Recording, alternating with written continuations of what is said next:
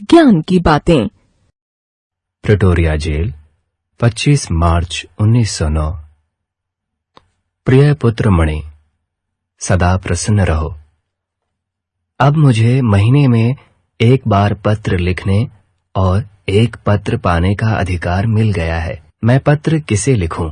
Mister Pollock, mister reach और तुम्हारे बारे में ध्यान आया, लेकिन मैंने तुम्हें ही पत्र लिखने का मन बनाया। तुम मेरे बारे में जरा भी चिंता मत करना, मैं पूर्ण रूप से शांति में हूं। आशा है कि बा अच्छी हो गई होंगी। मुझे जानकारी मिली है कि तुम्हारे कुछ पत्र यहाँ आए थे, परंतु वे मुझे नहीं दिए गए। फिर भी डिप्टी गवर्नर की उदारता से मुझे मालूम हुआ कि बा के स्वास्थ्य में निरंतर सुधार हो रहा है।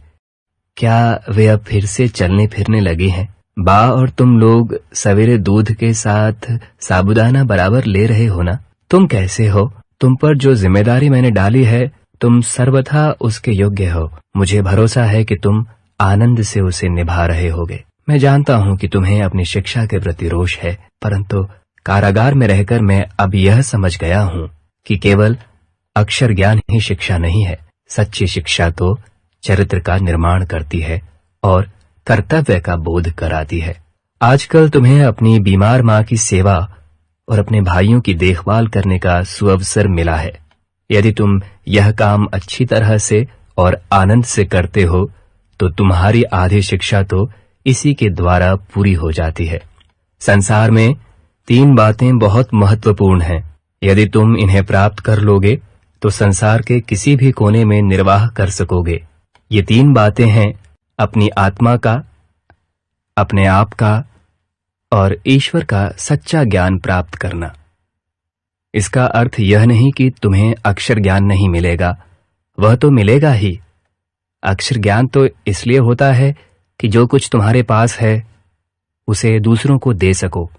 यह याद रखना कि अब हमें निर्धनता में जीना है। मैं जितना अधिक विचार करता हूं उतना ही मुझे लगता है कि निर्धनता में ही सुख है। खेती बाड़ी करने में पूरा समय देना, भविष्य में हमें अपना जीवन निर्वाह इसी से करना है। मेरी इच्छा है कि तुम एक योग्य किसान बनो। खेती के सभी औजारों को साफ सुथरा और सुव्यवस्थित रखना। अक्षर ज्ञान के साथ साथ गणित और संस्कृत पर भी पूरा ध्यान देना। भविष्य में संस्कृत तुम्हारे लिए बहुत उपयोगी होगी। ये दोनों विषय बड़ी उम्र में सीखने में मुश्किल होते हैं। हाँ, संगीत में भी बराबर रुचि रखना।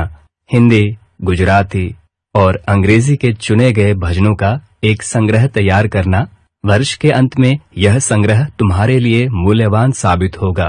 काम की अधिकता से मनुष्य को घबराना नहीं चाहिए, न ही यह सोचना चाहिए कि यह काम कैसे होगा या पहले क्या करूं।